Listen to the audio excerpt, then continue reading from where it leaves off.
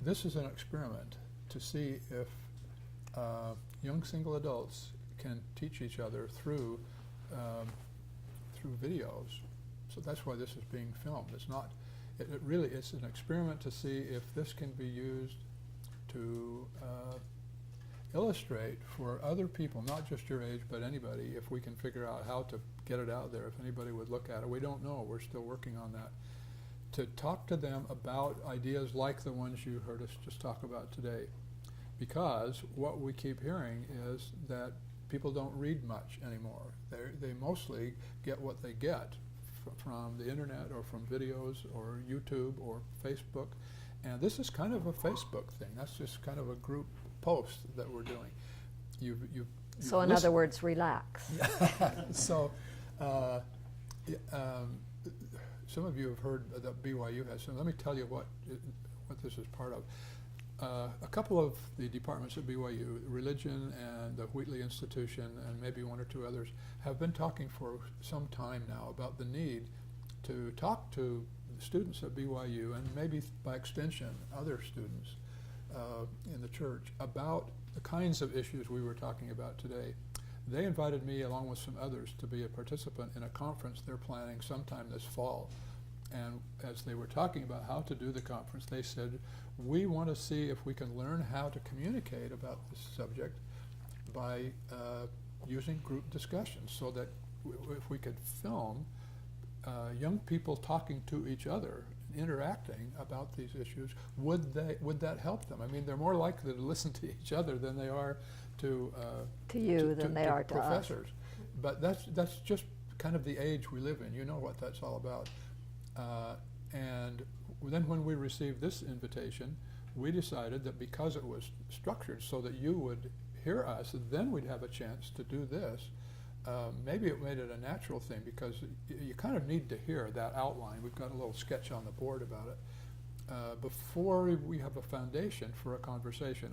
Otherwise, it doesn't have much structure, and we'd spend all of our time trying to figure out the boundaries and purpose. So I hope that subject made enough sense that we can use that as a springboard to just talk. And the reason that you all signed those forms is just because you would know all about that. Anybody who gets videoed or participates in this kind of thing just gives a consent, so that you're really consenting to BYU and the church using you as part of something they might share sometime. They may or they may not. This will probably be edited. They may edit all of us out. There may be nothing left but your name tag. That's another reason you can relax. There's going to be editing. We really don't know. I mean, don't click on YouTube tomorrow and say, well, can I see my segment? Because you may never hear of it again. We really don't know. But this just seemed like such a good opportunity, and our time with you the last couple of days since last night has just convinced us you are the real, you're kind of the mainstream kids of the church of your age in the U.S. You know, some of you are in school, some of you aren't. You're from all over the place. Some of you are new in the church. Some of you are very experienced. That's perfect. It's that kind of cross section. So, to use the marketer's terms, you're a focus group. So. And relatively small segments. Yeah, maybe what we'll do is, as we open this up, we'll ask you to ask a question or make a comment on what we talked about, and you feel free to elaborate a little on what's behind your comment, and then we'll talk about it, and then we'll probably move on to something else rather than just kind of chasing it around, whatever it was, just going with the flow. We can't do that too much, or we may not touch all the things we'd like to, and we may not hear from all that we'd like to. One other thing I want to say to you, I hope you have sensed from us today that we hope you will feel, as Sister Hafen said, that you can be open, you can be real, and you can say what you really think. That's critical, because it's what you really think that matters. I mean, other people can tell when you're sort of doing what you think you're supposed to do and when you're doing what you really want to do. So let the real you come through, and we'll just have no question is a dumb question. Yeah, no question's a dumb question, and think of it as a group selfie. So, any questions? Okay. Anybody have a place to start? A question or a comment? Maybe as something of an opener, let me just refer you to the blackboard. That captures in just a very simple way what we were talking about today. There's a gap between the real or what is kind of in general and the ideal or what ought to be. And we talked in our last meeting about that difference and about how people kind of grow up thinking in idealistic terms in the church, and then gradually as time goes on they confront these experiences that show them there's a little gap, and sometimes it's narrow and sometimes it's broad, and so we need to learn to deal with it. And so we're really talking about an approach to not just specific religious faith issues, but all kinds of issues. It's that general. And one of your group, one of the young adults from today said afterward, he described what we had talked about as a mentality. I hadn't thought of it in terms of that word. I like the word because that's really, it's general, and it's kind of how you look at things. And so we hope that helps in how we look. So let's go. Do you have a question or comment? I have a Mark? place that I think would be good to start. When you were talking in your talk today about the internet and its role in not trusting everything you read on it, being skeptical and knowing that people have a bias, and just my realization as of late that when you run into people, you see forums on the internet, you Google something and you are trying to find information, especially regarding the church, and the members of the church or former members of the church who are on the internet, it feels like there's just an overwhelming number of them who have a bone to pick. And sometimes it's difficult when you leave church on Sunday and you have these questions and you go on the internet and just, you feel like people are like tearing down your faith and just trying to work through, like, I'm sure they're real people with real concerns, they really believe these things, and then reconciling that with the really powerful testimonies that you've heard people bore at church, like, it's difficult to handle and deal with sometimes. So how do you deal with it? I guess what I do is I try to put myself in their shoes and try to think, why would they be like this? Or I try to research the question that they have or the question they're asking. And one of those things, this was a more personal experience. My friend Sam, his brother Andrew might not be Andrew. One of his brothers is disillusioned with the church. He doesn't like it. And one of his problems was that Joseph Smith was interested in phrenology, which was the practice in the 1800s of measuring head sizes and things like that. And for his brother, this was like a deal breaker. He just liked all of these magical things, and it takes about 10 minutes of research to figure out that everybody liked phrenology back then. It was the gluten-free of those days. And so it just takes a second to do this, but that little bit of research, if you have to do it for a lot of things, it takes a lot of time, and so sometimes you're just left with these doubts circling in the back of your mind.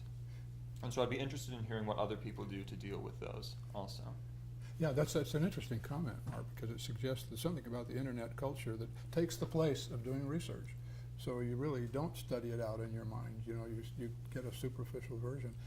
Good way to put it. Other comments about that? I was just going to say, while I was listening, it seems to be the norm that when someone gets a snippet of information, they think they're an expert on it. They hear one sentence, they read one article, and they're like, oh, I know everything about it. Obviously, this is wrong, this is right. And they leave it there, and they don't do the research. And it's extremely dangerous, because it's only one view of one person usually, and it's completely biased. And it's not a research of it. It's just an opinion of it. And I think people take opinions and they roll with them and think they're gospel truth far too often. Other comments about that? Zach. One thing you mentioned, Mark, kind of brought up to the thought of context. Context is super important. A lot of us, from our perspective in the 2000s, don't have the same perspectives that they do in the 1800s. And it's not a luxury we get to have, which is unfortunate, because I feel like we would understand a lot more of what they were going through as the church was starting. and it would make more sense of why some of the things happened the way they happened. We don't get that. We have to act by faith now. But that's something that the internet completely takes out, because you don't have to have context. You just have to have the raw information. That's something that the internet's We really think good we at. don't have to have context. Right. That's, Yeah, so There how we do you, go. how do you get your context? that's like the really in-depth research, kind of like what you're talking about with the phrenology, how that was a very popular thing back then. That's not common knowledge. I had no idea until you said that. Well, Mark is pretty level-headed, and that's a phrenology concept. David? I think it kind of goes back to something that's really been like important in my life. When I was at my sister's graduation, Elder Ballard spoke about teaching people the gospel without like contention and stuff. One of the things is focus on the things that matter. You know, like sometimes like we get caught up in the minutia, like, you know, Zach saying, like trying to find out what the context, like, you know, like some of these things don't really, you know, impact what Joseph Smith really is.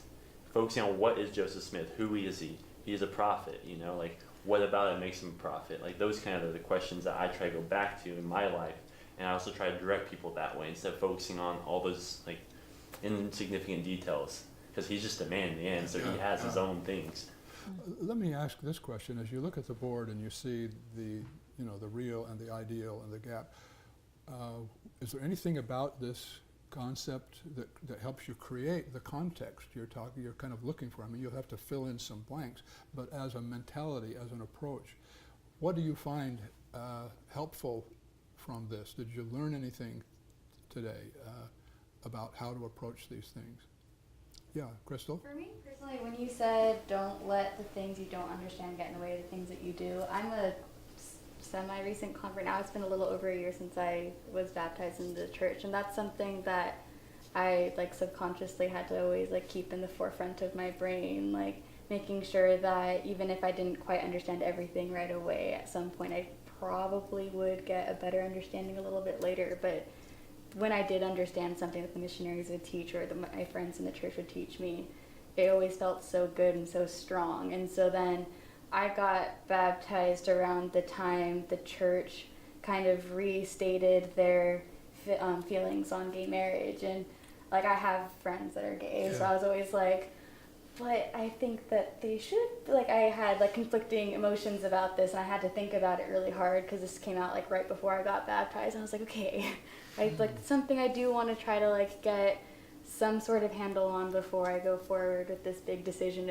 in my life. And I definitely had to, like I still don't quite understand completely everything that is behind the whole stance on it, but I do believe that it's something that like is good to stand for, and it's Just to pick that up with your words, that's a good example. Yeah. You don't want to let the things you don't understand get in the way of the things you do. What helped you do that in your decision to get baptized?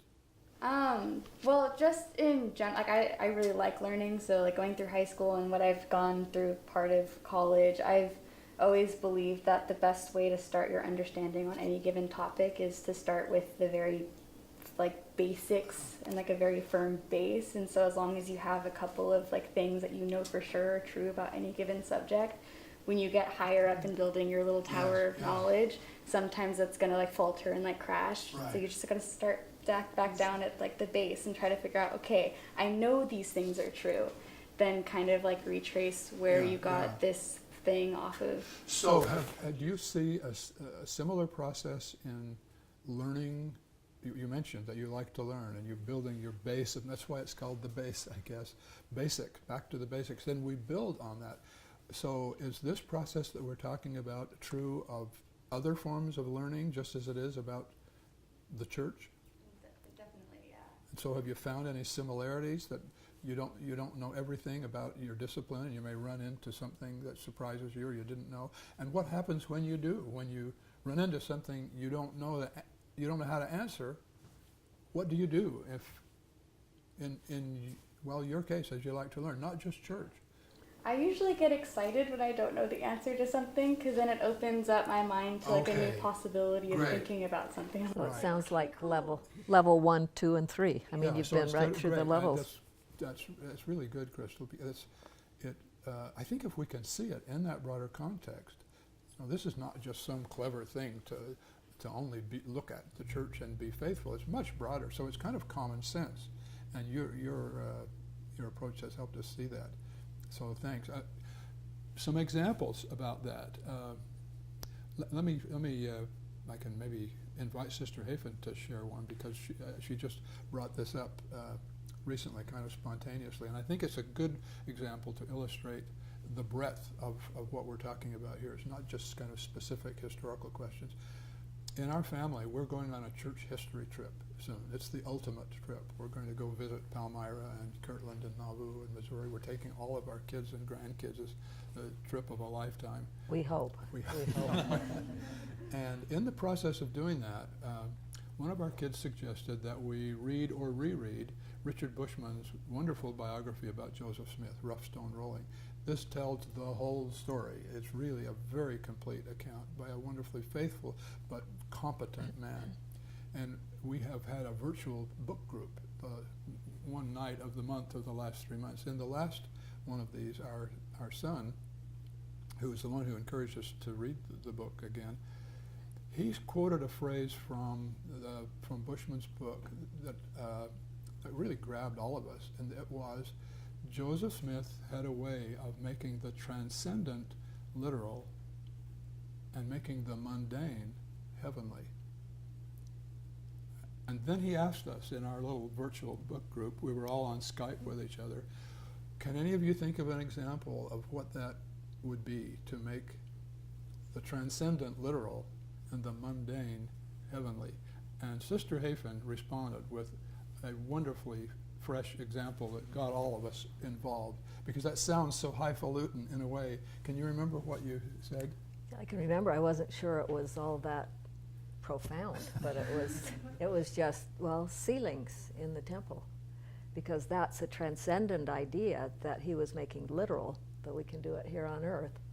And what you might call what we do in the temple is it's just doing what you do in the temple, earthly, but making that heavenly. So it was just How being does sealed. that apply to people who are about to go on a church history trip with each other, all in the same family? It was something about, is eternal marriage is transcendent, but every day you get up and it's pretty literal and pretty I mean, mundane. when we're with all those grandchildren every day when we're and going just on this church as history you think trip? about marriage, just in general, marriage is a terrific example. You are just going to be staring at the gap day after day. Day after day.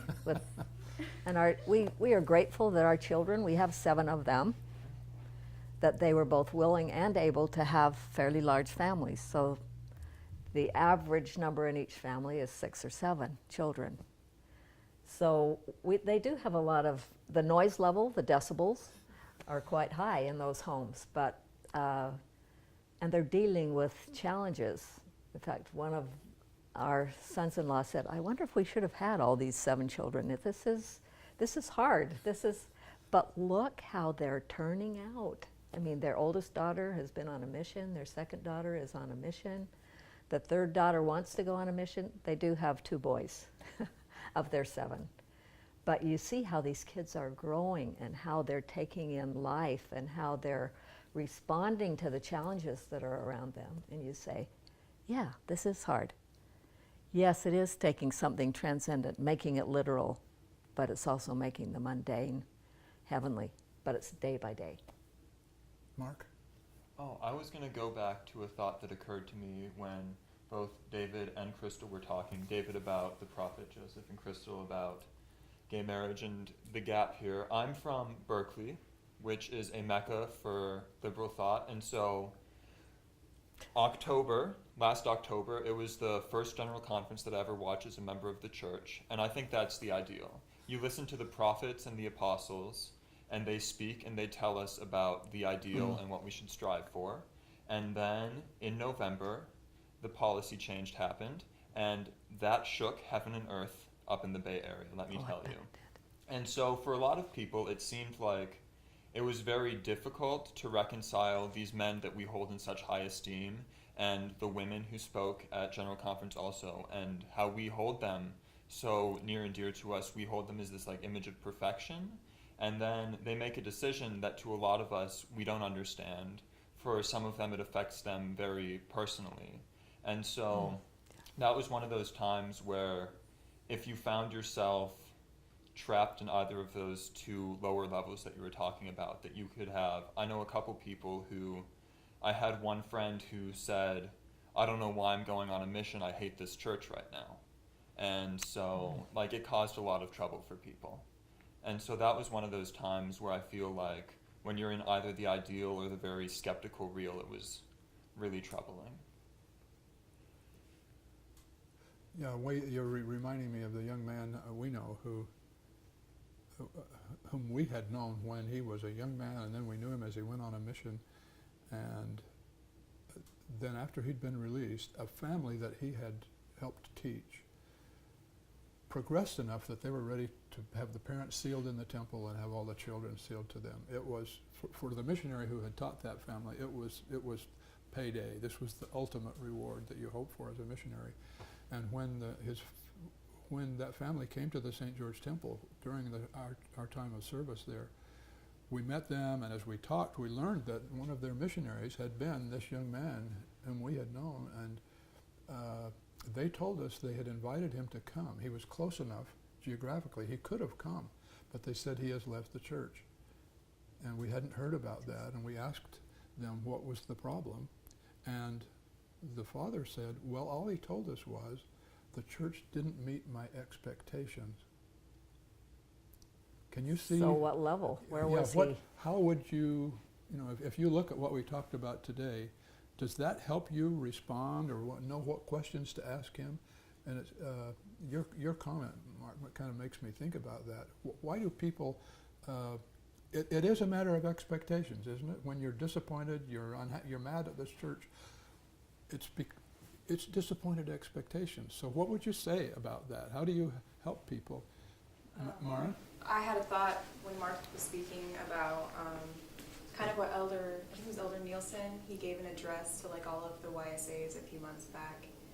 And he was talking about how being a member of the church has never been easy. It's not easy in this time to kind of almost like what Crystal was saying, where you don't always understand everything, but you have that faith, that basic understanding that gives you hope that it's true.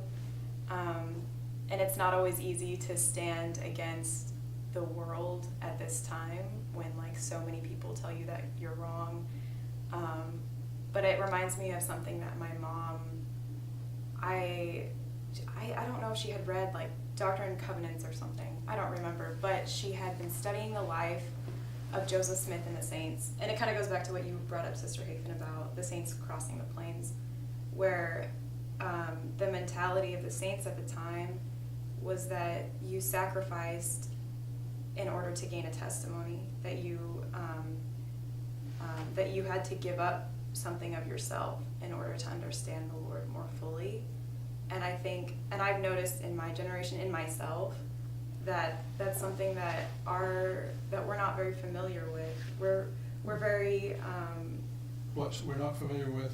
We're not familiar with sacrifice as a blessing, as an opportunity. Oh, that's worth thinking about. Yeah, that we really kind of expect that, I don't know how else to put it other than we just expect life to just kind of be simple and easy, and when things get difficult or confusing, then it's not what we expected and it's not what we want. Yeah, that's exactly what I was talking about. So here's somebody who says the church didn't meet my expectations, meaning he was being asked to do something he didn't expect, which meant he would have to sacrifice something, maybe his understanding, maybe sacrifice in other ways. So what's so great about sacrifice? What? Well, and I think that's kind of, I guess what I'm getting at is that we have this idea that like sacrifice equals suffering, and I don't think that's necessarily true. If we look in the scriptures, sacrifice has always meant blessings, and even kind of like a joyful opportunity to come closer to the Spirit. But for some reason, like our generation just sacrifice and suffering. Like if you're sacrificing and you're suffering, then you're doing it right, or sacrifice is just suffering, so you avoid sacrifice because you don't want to you don't want to suffer. but really, that's not always the way it is. I don't know if I'm making sense. No, that's, Yeah, I you think are. you're onto something really Yeah. interesting. It's kind of that is a characteristic of the age. That's very different from Paul, for example, talking about sacrifice, that it was joy in tribulation, and isn't it in Romans 8? Maybe you can help me, where he says it's the fellowship of his suffering. If we are willing to suffer with the Savior, then we will have his glory be revealed in us. And so I think Paul was looking at that as a kind of grand opportunity. Well, to give that a little focus, I think this is implicit in your comment, Maren, excuse me, tell me about the focus. We're not saying, I don't think you're saying that suffering, just go out and suffer, Yeah. just go out and ache and hurt until you drop, that in itself is worthwhile. It depends on what you're suffering for, doesn't it? What you're sacrificing for. When we sing in one of our favorite hymns about Joseph Smith, Praise to the Man, sacrifice brings forth the blessings of heaven. What kind of sacrifice? What are you talking about? What's behind you? Rachel? I was just going to say, the Lord doesn't expect us to go out and start asking for suffering. Like you're saying, when the Lord asks you to sacrifice something, that's completely different than you volunteering. Okay, Like, that's I'm going good. to sacrifice everything on my own and live as a hermit in the mountains. Yeah. That's not what he's asking us. He does ask us, usually specifically, like personal sacrifices in our own lives. Like what? What would be some examples? For someone who struggles with addictions or something like that, the sacrifice might be their pride in asking for help. It might be, any little thing. We all have weaknesses, and the Lord asks us to sacrifice usually our pride and see it as a weakness and get the necessary help, the necessary repentance. And it's very personal, and sometimes as a church we are called to sacrifice specific things that the prophet asks us to, because through the Lord, or the Lord through the prophet. But I think what's important is, when asked to give a sacrifice, are you already converted? Are you already going to obey the Lord? Have any of you had to make some sacrifice that surprised you and you didn't want to have to make it and you did? What can you share with us as an experience?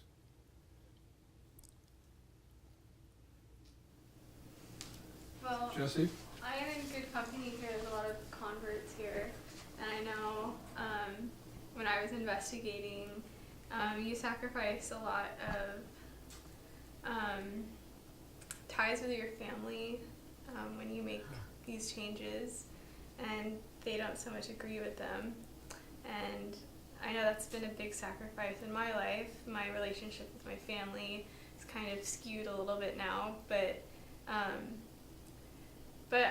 I sacrifice because I know I'm making a step that's not only good for me, but I know it's going to be good for them in the future when they come to realize it. And so I'm Yeah. like I said, I'm surrounded by converts here too that know that. Okay, so what would be some other examples of sacrifice? Emma, do I see a knowing look on your face? Have you had to put up with anything that was hard to do? I think it wasn't as much of a sacrifice as it turned into be a privilege. When I made the choice to move to San Luis Obispo a couple years ago, I sacrificed a different job opportunity, different school opportunity back home, and thinking, okay, if I continue down this path, then I'll be happy. I will, get the education that I need, and I'll be close to home, and it'll be financially more, it was the smarter choice. And then I thought, you know what, if I move to San Luis Obispo, the happiest city in the United States, I'll be happy too. Wherever I go, I'll be happy. So at the time, I thought that I was sacrificing leaving my family, and it wasn't until months almost a year later, that that I found that sacrifice turned into be a privilege, and the minimal amount of suffering that took place in that sacrifice of leaving home and pushing those other opportunities aside to pursue other things in life, that I was very blessed. One reason I'm interested in this topic, I'm glad you raised it, Maren, is that as you heard us saying at the end of the hour just before we came here, we've come to feel that unless we give the Lord and His church the benefit of our doubts, pretty soon, by not giving them the benefit of our doubts, we will not go down the road of faith and sacrifice. We just won't want to, and so we won't. And if we don't, we won't find the treasures, the joys that you only find by going down that road. And some of you, I'm interested that so many of you are new in the church. You've paid a price to be here. And so you know what that's about. I maybe that's enough on that, but if anybody else, if there's... Can I add just one more thought? Yeah. And maybe even going down that road or up that road, however we characterize it, it's more than just finding or discovering, it's also becoming. If we don't sacrifice, we don't become. Maybe you can remember exactly that quote from Elder Maxwell where he says, eventually it will be required of you that you give. Yeah. If we are serious about our discipleship, the Lord will eventually ask of us those very things that are the hardest for us to do. In his case, he wanted to be a disciple of Christ, and he noticed that sometimes the people who seemed to come to know the Lord the best were those who experienced terrible adversity. And he was very empathetic about that. He wrote about it. And then he got leukemia. It eventually took his life. But his response after he learned that this was his condition, he said, I should have seen it coming. Because he believed in this principle. He knew that is how you find sanctification, is how you find the Lord, is how you find the fruit of your labor, is by the labor. And so when that was the Lord's way of saying, okay, if you're serious about your discipleship, this could be a really rough ride. Does that scare any of you? Zach? That kind of brings to mind, we're going through the book of Abraham in Institute.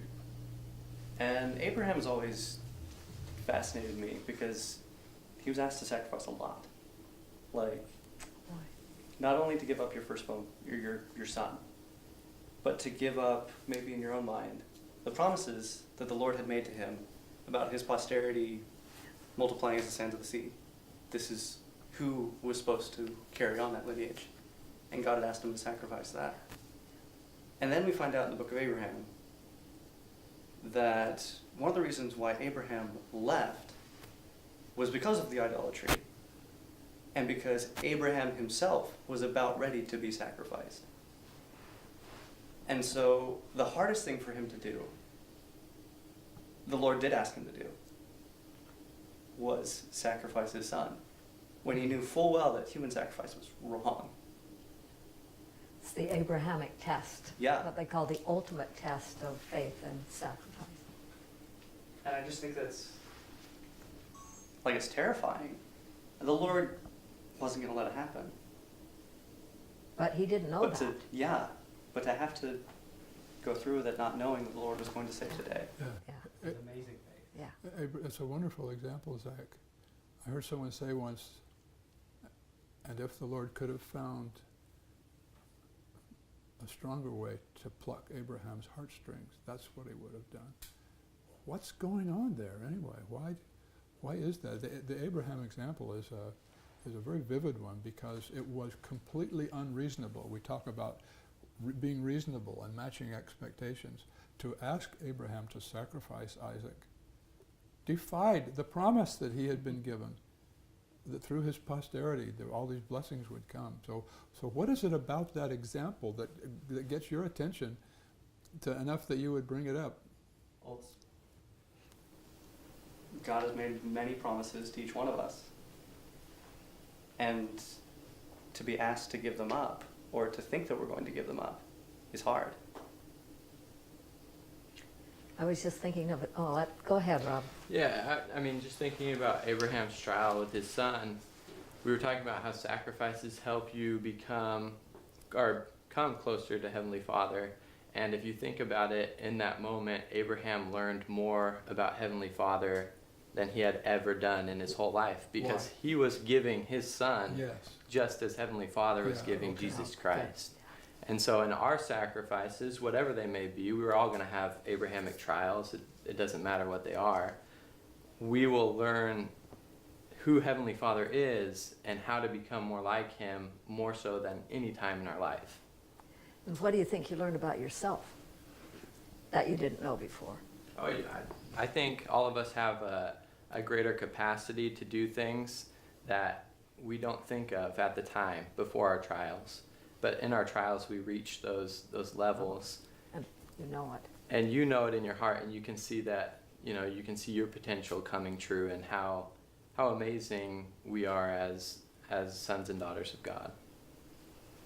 Crystal? I think another important thing to realize with each of these examples of trials and each of these examples of sacrifice isn't just the fact that they made the sacrifice, but the reason why they did it.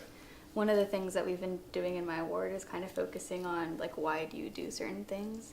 And with the Abrahamic example, if he didn't absolutely love God and totally have, like, complete faith and just believe so heavily on that, there's no way that he would have gone to sacrifice his son, because he loved his son so much, and that was the highest thing that Heavenly Father could have asked him to do. And so I believe that he did it because he loves his Heavenly Father. And I think that when it comes time for any of us to go through any sort of trial or sacrifice, whether it be semi-easy or it's really just going to push us to the limit, we need to make sure that we're doing it for the right reason, not just to push through it. So do you think what we've been discussing about the principle of sacrifice, that we've a great discussion about that. Thank you for that. Can I ask one other little question? Do you think love is the same as trust? He loved him enough to be willing to do it. Do you think that's the same as trust? I think they go hand in hand. I think that there's some separation, but I think that they're both partners in something that can become very powerful. So you can trust God sometimes and think, you're going to ask me to do that, but you trust him enough that... Yeah, because I think through love, trust can be built stronger, and through trust, love can be built good. stronger. Actually, that reminds me, those two comments remind me of the example that we shared today in the discussion before about Holly. The big change for her was when she took the missionary discussions, having earlier left the church. And it was through that process that she developed a depth in her relationship with the Lord she had not known at all before. Do you remember what she called it? Holly said, I found the closeness. Yeah, good. Yeah, good She memory. calls it the closeness with God. That's kind of what you're talking about, Crystal. It would be both full of trust and full of love. As soon as she said Father. As soon as she said Father, yes, it was that relationship. And then she said, so I trusted him, and he knows what he's doing. I'm going to give him the benefit of any doubt. So how did that help her? Or how does it help in these cases you're talking about? Trying to get us to apply this principle of sacrifice and feeling of trust and love. How does that help with the issues we've been talking about, Mark? Well, I think as young single adults that there are lots of programs in place that make it just fun to be Mormon. And it's just, your Now, friends wait a are minute, here. we were just saying it's really hard. But you have FHE, and you have like activities, and you have a bunch of games at the institute, and you have your friends here, and like you can come and just talk and hang out, and like it's fun. And I think as soon as like if you get caught up in that, if you get lost in that, if you forget the real reason that you come to church and that you read the scriptures and that you study them, if you lose sight of that, as soon as hardship hits, as soon as you're asked to make sacrifice, you go, hold up. Yeah. That's not what I signed up for. Yeah. And so you have to remember that all of this is here so that we can progress in the gospel, and part of that is to face trials, and serious trials, and we have to be ready for that and not lose sight of the larger goal, the end of the road. Yeah. Yes. Yeah, what Mark was talking about reminded me of, you know, the level 1, level 2. The level 1 is that idealistic bubble, you know, where we have our friends, we enjoy just being a member of the church, and we have fun. And, you know, what we have to do is kind of pop that bubble and bridge the gap between realistic and what's idealistic. And I think in that gap is sacrifice. As we make sacrifices, we can close that gap between realistic and idealistic. And then where does that lead? I think that leads to level 3, right? A greater understanding of both, where we can trust in God, we can still have inquiries of things that we need to do or questions that may arise, but we know that, and we can trust in God that He knows everything, and we can go to Him as the source of all knowledge. Okay, good So application. it sounds like are you saying, Rob, that going through the process, you know, you having your bubble popped, not that we want to run around popping each other's bubbles, but when that happens and it sort of wakes you up and you go through the steps you've just described, that actually increases your confidence in God? Why is that? I guess definitely has to do with your attitude. I mean, you could look at your bubble being popped as just, you know, totally ruining your life. But if you go into it with the attitude of sacrifice brings forth the blessings of heaven, then you can, you know, enjoy that and come closer to God.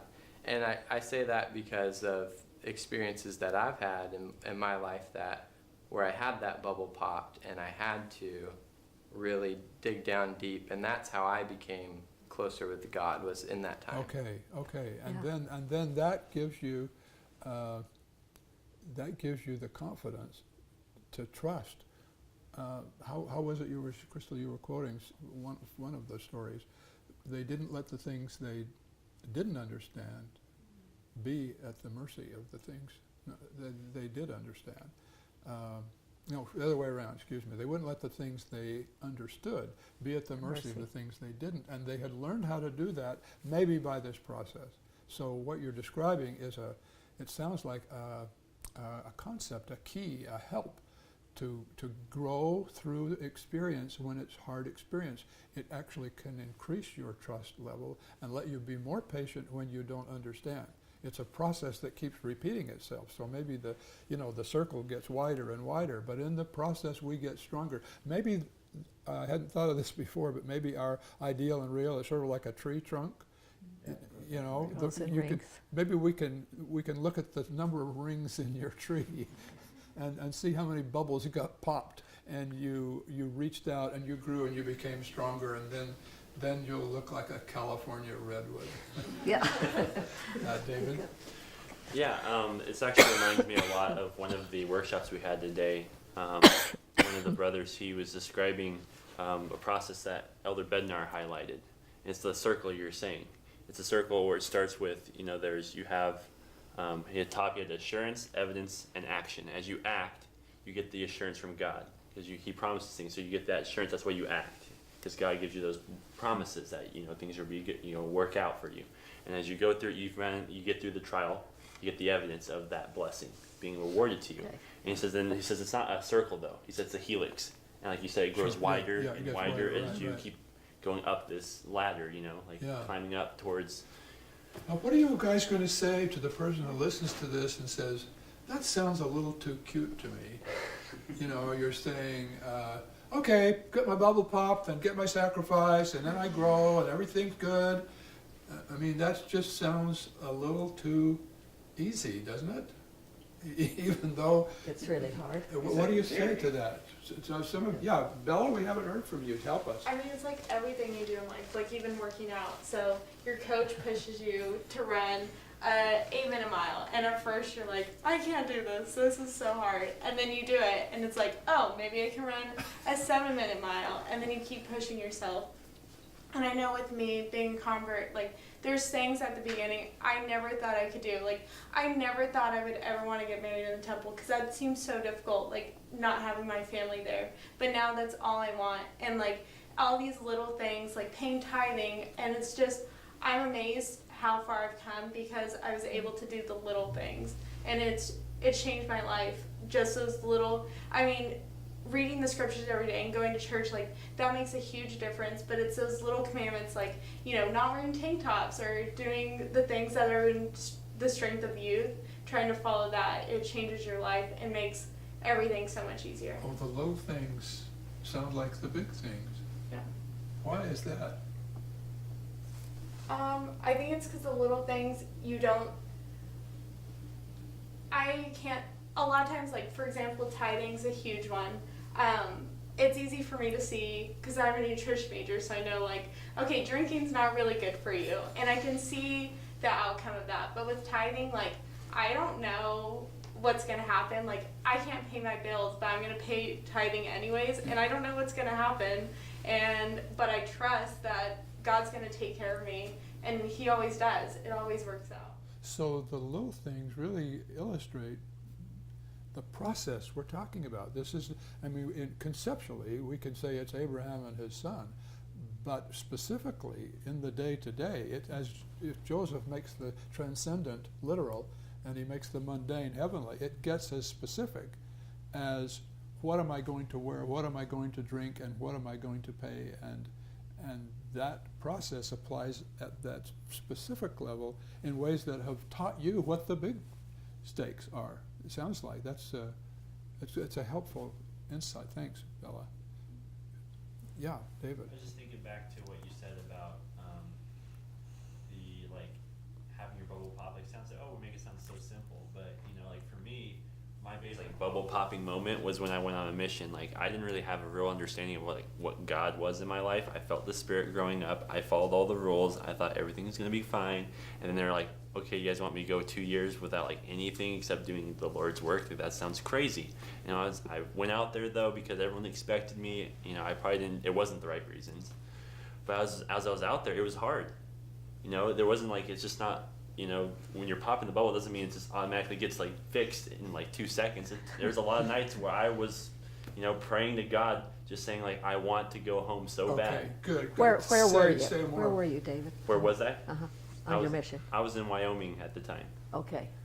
And I was a kid who never lived outside California, and it snowed my first day out I was out in the field. And so I'm like, this is crazy, this place. I hated it. Like the first few months, I hated it, the experience. But as I kept going, as I kept pushing harder, you know, to just live each day one at a time, as I prayed to God, just talking to Him. It wasn't like I was actually like going through the process, like where we go, well, I'm thankful for this and this and this, and please bless this. I was just talking. I'm like, today was tough, God. Today was a really hard day. I did not like the fact that I had to ride in the snow again. Like my hands were freezing, you know, stuff like that. I would just go through and just like almost kind of complain a lot, but just like release the burdens I felt and place them at the feet of the God each night. And it helped me get by each and every day until I finally had that moment where I got through it. And then my mission became such a blessing in my life. Yeah. What happened in that moment? The moment? It was that changed. It was general conference. I was listening to a talk. I can't remember who it was. It was a 70 speaking, and he quoted a scripture, and it was when, I'm going to paraphrase it, but peace I give you not as the world giveth, give I unto you. And that's when I realized I was looking for my life the peace that the world gave me in the past. Wow. Like the comforts, like, you know, being with around my friends, being able to, you know, do stuff whenever I want to do it instead of doing what the Lord wanted me to do. And I realized that there is a difference in that peace and the peace that the world has. And so when I started focusing on the peace that God gave me, the pieces like, and I remember back to like my childhood, you know, like those little pieces I got from that. Like when my family got sealed in the temple that day, I like reflect back to that. That's the stuff I was looking for, not the other stuff. Yeah. Heather, what are you thinking? Hearing David talk about his mission definitely brought back memories of my own. My conditions, I served in the Philippines, were quite opposite.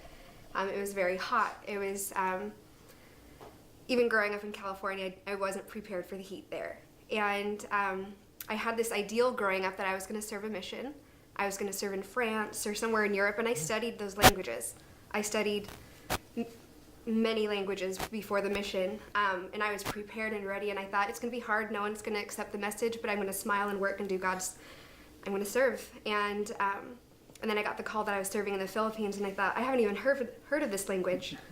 I haven't heard of this area, this little island called Cebu. And I didn't feel prepared, and all of a sudden the mission became very real to me,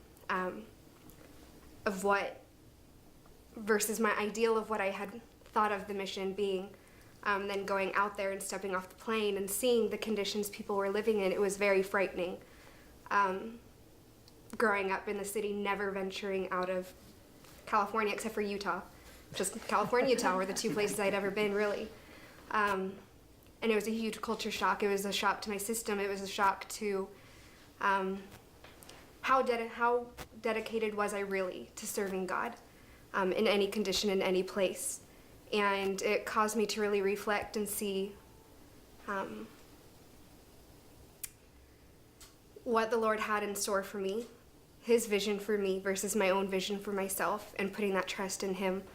And then the mission completely changed after that, seeing why I was called there, the people I was called to serve. It greatly changed my life. It was rough, it was difficult, but it led to so many blessings that I cannot begin to count. Thank you very much. I think our time might be up for this group, Maren, is it? Can I ask one other question? Sure. It carries this a little bit further to ask you the question, what if you have promises from God that have not been fulfilled? Because we have a friend, again, who had promises in her blessing, and now she's like 47 or something, that talks about her husband, her children, and that her husband will do this, and she will be teaching her children, but that has not yet come to pass. Can we just ask, what do you think about that? Mark's been waiting on Mark? I was just going to say, I think that when we're talking about those sorts of problems and we frame them in this idea of your bubble bursting, I think the bubble bursting is a nice way to talk about it so it doesn't sound so terrifying. Okay. But really, like, what you're saying when you say your bubble bursts is what you thought was your testimony is shattered to pieces, or your family falls apart or something. And if you say that every time, it sounds really awful and no one wants to talk about it, so we say bubble bursting. You don't want to talk to And so then when someone's bubble bursts and it's one of these shattering things, like what you're saying, like something in your patriarchal blessing doesn't pan out the way that you imagined, the way that it should, then all of a sudden your bubbles burst, but you're like, this isn't my bubble bursting, this is what I know just falling apart, falling to pieces. And I think that's really scary, and it's hard to imagine that it happens to anybody else and that anybody else gets through it. And we hear the stories of the pioneers and we're like, oh, those are the old people. Like that, like it's history almost adopts like this fiction where we're like, those people were superhuman. They don't have to go through what I'm going through. Like I can't deal with that. And so you have to just remember that there are people who've had equally trying experiences and that they found a way, and that you have to look at those things and you have to find that way for yourself. I'm really grateful for that comment, Mark. That maybe is a good one for us to end on, because. But what about Bella and Maren? Well, maybe we can have postscripts. Oh. I don't know. Can we have postscripts? I mean, well, let's have them. The reason I appreciate that comment so much is that I don't know if anybody will hear this, but if they do, anybody who's not here, what you helped me with, Mark, is we say you're bubble pop. That's sort of the way it is in our society right now. We use these euphemisms to cover up really hard, real things. And you helped us with that, because when it happens to you, you know, it's like the guy who said, oh, I had a minor medical problem. My friend did. If it's your friend, it's a minor medical problem. But if it's you, it's major surgery. And when somebody really faces the prospect of actual disillusionment spiritually, that's a major crisis. And I don't think any of us want to minimize that. And sure, we're talking about tools and ways and a mentality to deal with it, but we've all been there. You've all alluded to it, and we're all being pretty polite. But I think in our heart of hearts, we all understand that what we're talking about is very real, and that's why we're having this discussion, is because we care about that. It's not a matter of getting somebody to check a box or do something kind of superficial. It's you know, when you're living your life in a really hard place like that, then it is terrifying. So I appreciate your using that word, and you all have come from terrifying places, or you wouldn't be here. I just wish we could hear about everybody's experience that got there. But Sister Hafen has asked that we let Bella and Maren offer the final words. Yeah, I guess I'll be quick. To answer Sister Hafen's question, so my father is a convert to the church. He converted when he was 17, and when he went on his mission, when he was set apart as a missionary, the stake president who set him apart promised him that his parents would accept the gospel. Well, 30 years later, both of my grandparents have passed away, and no one in my dad's family has accepted the gospel. And when I was preparing to go on my mission, I had a conversation with my dad about it, and we, I think, as human beings, see time very finite. Mm-hmm. We begin our life, we end our life, we make goals in between, and we really only see this life, this dimension, the people that are existing as human beings with us now. But the Lord sees all time, all at once.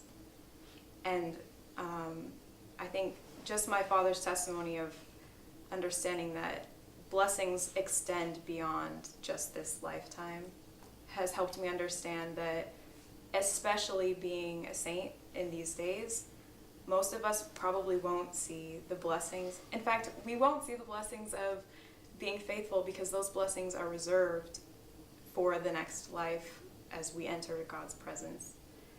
And so we can't expect to receive those blessings. That's the way of the Lord. Patience. Right. But we see enough of them. Yeah. Yeah, of course, we see enough of them that we have faith. Yeah, that's what you've all been saying, one way or another. It's been kind of a theme that you learn from something that you think might be small, but you're learning. You see a blessing. You see an outcome. You see the fruits. By their fruits you shall know them. And then you see, oh, okay, I see how this process works. But it goes on and on and on. And some of the fruits will come later. And it's okay, because I've tasted these, I know the others will come. Bella? Similar to what Maren was saying, I know there's times where I think, what if this is just a piece of paper and like it's not really anything? But then I have to remember that feeling I had when I got my patriarchal blessing, and I've never been so overwhelmed by the Spirit than that moment. And in that moment, I gained a testimony that God always fulfills His promises, and He loves us, and everything will one day be okay because of the atonement. I mean, even death itself will be okay, and I know that with my full heart. Thanks, Bella. Well, you have been great. You really have. We're just getting warmed up, but I guess we need to go on. You've reached the point in your conference where you get to go have a good time. No, as you go, I'll tell you about we have this granddaughter her name's Hannah, and a year before, she's on her mission now, but a year before she went, Hannah's I don't know, what's the female version of jock? That's what Hannah is. She's into sports sports and person. not much into talking. And she loves to watch sports with her And dad. so she went off with her friend Analyze. on a vacation one weekend, just a few months before she was to go on her mission. And her friend, they were going to go have fun. And her friend's family were sort of having some issues. Drama. They had big crises in their personal relationships, and I don't know what was going on or where they were exactly. I think they were in St. George, but it was just kind of pandemonium, raining all the time, and they never got time to do all the hikes and the swimming and the games they were going to do. And her friend was apologizing, saying, Hannah, I'm sorry that my family is such a collective basket case.